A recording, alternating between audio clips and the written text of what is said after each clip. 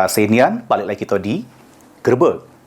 Pemirsa, razia gabungan yang dilakukan Satpol PP Kota Palembang ke sejumlah tempat hiburan dalu sama hotel yang beroperasi pada bulan Ramadan, 6 pasangan bukan laki bini diaman ke polisi.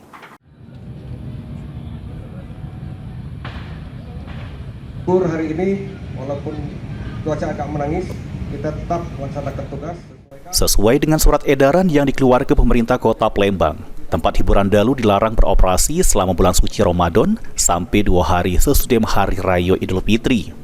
Cuma dari razia gabungan yang dilakukan Satpol PP Kota Palembang bersama Polrestabes Palembang, sama Denpom di beberapa hotel sama tempat hiburan dalu di Kota Palembang, masih ditemukan beberapa tempat hiburan dalu yang beroperasi.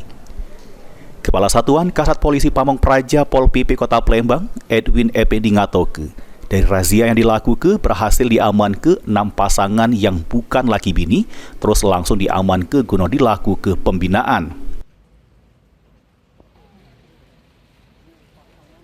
Sekali lagi kami himbau kepada pemilik tempat hiburan malam ini untuk dipertahankan sampai dengan H-2 setelah Hari Raya Idul Fitri. Terkait pasangan bukan suami istri tadi mungkin apa tindakan?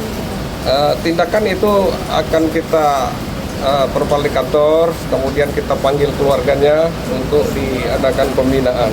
Orang tuanya, keluarganya, jadi supaya mereka menyadari bahwa di bulan suci Ramadan ini tidak boleh ada pasangan yang tidak sah di hotel, penginapan, ataupun di losmen-losmen. Sementara itu, untuk tempat hiburan yang masih beroperasi pada bulan Ramadan bakal dienjuk teguran.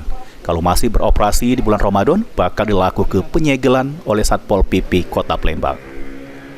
Eki Saputra, PAL TV.